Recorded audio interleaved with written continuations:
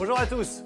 Petit problème de générique, rien de grave, c'est bientôt les vacances, c'est pour ça qu'il a eu du mal à partir, mais on est bien là en direct, soyez les bienvenus sur le plateau. Dans un instant, on accueillera sur ce plateau Audrey Bouquet, qui a sorti ce livre, À la rencontre de mes semblables à rayures. Vous voyez un zèbre apparaître dans le miroir alors que la jeune femme cherche à se regarder dans le miroir et trouve qu'elle est différente des autres. Et bien c'est tout le problème qu'on va évoquer en fait, voilà, justement sur les personnes qui se sentent en avance et qui se sentent précoces. Vous verrez tout cela avec Audrey Bouquet, donc notre invitée, et Marilène Gauvin, notre psy, qui nous expliquera tout cela. Bonjour Marilène. Bonjour Thibaut. Aujourd'hui, vous n'êtes pas toute seule, vous êtes accompagnée d'Audrey Bouquet qui a écrit ce livre, À la rencontre de mes semblables à rayures, un livre qui fait l'objet de cette chronique et qui nous a donné envie de parler de ces zèbres. Qui sont les zèbres? Bonjour d'abord Audrey. Bonjour, merci d'être là. Qui sont ces fameux zèbres, Marilène? Les enfants précoces. Les enfants précoces, les enfants surdoués qui donnent des adultes aussi considérés comme surdoués, et pourtant il y a un gros problème de confiance en soi et de reconnaissance. Et tout le livre est résumé sur cette couverture. Hein. Oui, avec des cas pratiques. C'est-à-dire qu'Audrey, elle a fait tout un tour de France, si j'ai bien compris, où elle est allée voir des adultes qui sont concernés par le sujet, qui n'ont pas été forcément détectés dans leur enfance. Ouais. Parce que la particularité... Alors, aujourd'hui, malgré tout, il y a un vrai business quand même sur la précocité intellectuelle. Alors, on rappelle ce que c'est. Qu'est-ce que c'est un enfant précoce intellectuellement? Un enfant précoce, c'est un enfant qui a un quotient intellectuel au-dessus de 130. Où effectivement, il a beaucoup de facultés à apprendre, même à ne pas apprendre, à avoir une curiosité intellectuelle très développée. Mais la particularité, c'est qu'ils ont des personnalités très particulières aussi. C'est vraiment des enfants atypiques. Très différents. Très différents. D'ailleurs, ce n'est pas forcément des enfants qui sont bons à l'école. On a des enfants qui peut-être parfois ne sont pas détectés et qui sont en échec scolaire parce qu'ils ont une façon bien particulière d'apprendre. Alors le fait déjà qu'ils ont beaucoup de facilité, généralement il suffit d'écouter, ils n'ont pas besoin de prendre de notes et ils arrivent à réciter ce que l'instituteur ou l'institutrice a donné. Et la preuve, Audrey est venue sans notes. Je suis venue avec un livre. Donc ce ZEP, ça a changé votre vie du jour où vous vous êtes rendu compte que vous étiez différente et que vous avez réussi à mettre une image sur qui vous étiez finalement. Exactement. En fait, pendant 40 ans, j'étais en quête d'identité sans le savoir. Et donc, j'étais en décalage dans la société, je ne comprenais pas trop ce qui se passait. Et en fait, donc il y a 2 ans, j'ai appris en passant le test que j'étais une personne à haut potentiel. Et en fait, ça a un peu changé ma vie puisque j'ai pu me réaliser vraiment telle que j'étais. Et la rencontre des personnes, ça a vraiment été l'effet miroir en fait. Hein, on va en parler de la rencontre avec ces personnes parce que vous avez organisé, je trouve le nom génial, vous avez organisé un zebra tour. Vous êtes parti avec votre camping-car en gros, hein, et puis vous êtes parti à la rencontre des gens qui étaient semblables à vous. Du coup, vous êtes parti à la recherche à la rencontre de vos semblables à rayures. Est-ce que ça a expliqué plein de choses? Ça a mis des mots sur les mots MAUX de votre enfance et adolescence? Oui, exactement. Bon, en fait, toutes les personnes que j'ai rencontrées m'ont reflété vraiment ce que moi je vivais depuis toutes ces années. Et je pense qu'il y avait vraiment l'effet miroir et pour moi et pour eux. Et à chaque fois que je rencontrais ces personnes, c'est comme si en fait la personne me donnait une pièce de mon propre puzzle de vie. Et c'est vraiment important en fait de rencontrer les gens, mais peu importe que nous soyons précoces ou pas. Oui, mais comme quoi comme exemple par exemple? Parce que Marilène expliquait qu'il y avait une forme de curiosité plus importante que les autres. Il y a quoi d'autre comme exemple que vous avez pu par exemple, expliquer en fait? L'hypersensibilité, le fait d'être très sensible aux choses, à la nature, d'avoir cette hyper-empathie aussi, de pouvoir déceler un peu les émotions des autres. Alors il y a aussi ce piège d'être hyper-empathique et de prendre les émotions de l'autre et de ne pas comprendre d'où ça vient.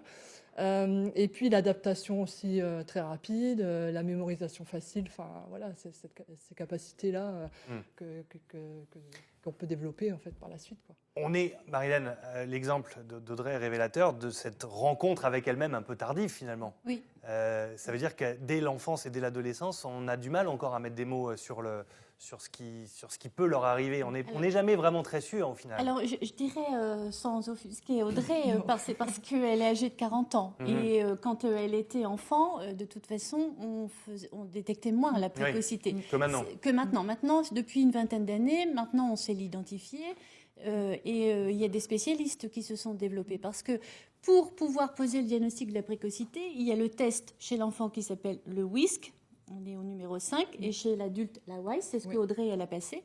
Et on fait une analyse quantitatif, mais surtout qualitatif. Parce qu'effectivement, on a un chiffre, mais le chiffre ne veut rien dire.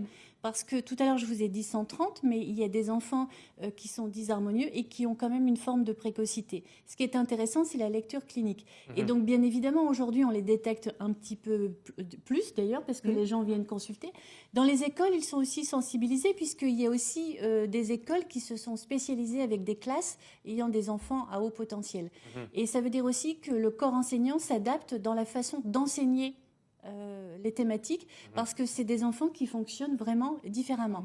La difficulté chez les enfants, c'est ce que Audrey est en train d'expliquer par rapport à son vécu, c'est que vous avez un enfant, par exemple âgé de 8 ans, qui a un QI de 130, c'est-à-dire qu'il fonctionne déjà comme un adulte, mais dans son âge mental, il a 8 ans.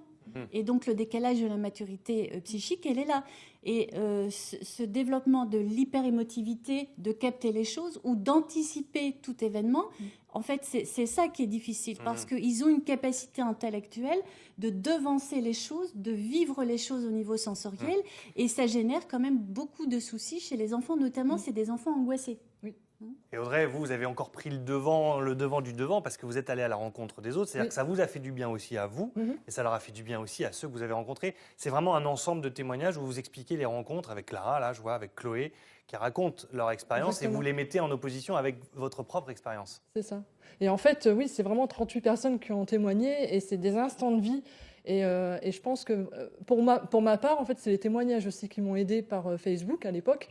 Mais moi, je voulais surpasser vraiment le virtuel. Je voulais aller voir ces personnes dans le réel.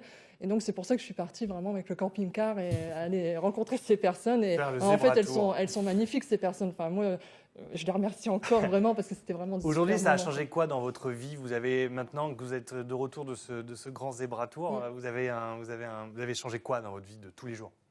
Beaucoup de choses en fait. Ouais, j'ai vraiment changé de vie pour le coup. En fait, moi, je suis vraiment en train de réinventer ma vie. Je suis en train de réinventer mon métier. Donc là, je fais une formation de thérapeute familiale. J'ai déjà des idées de comment je vais le mettre en place. Je veux créer une structure d'accueil et de partage aussi. Et puis là, je suis dans un Zebra Tour 2018 qui démarre aujourd'hui. Donc c'est le sud-est de la France que je démarre pour aller revoir toutes ces personnes et rencontrer des nouvelles personnes, faire la promo du livre. Enfin voilà. On croirait il y a la tournée des Rolling Stones et la tournée maintenant d'Audrey avec le Zebra Tour. On a un Picard connu, un Zebra, DJ Zebra, qui lui aussi avait organisé son Zebra Tour, mais pour faire des concerts. Merci beaucoup Audrey d'être venue sur ce plateau. Merci. À la rencontre de mes semblables à rayures, un livre intéressant, passionnant, de rencontres, de discussions et d'échanges sur les personnes avec cette forte sensibilité due au fait que vous soyez considérés comme surdoués. Voilà, merci beaucoup. Merci Marie-Hélène. Quelques questions, quelques réactions. Anne-Sophie peut-être?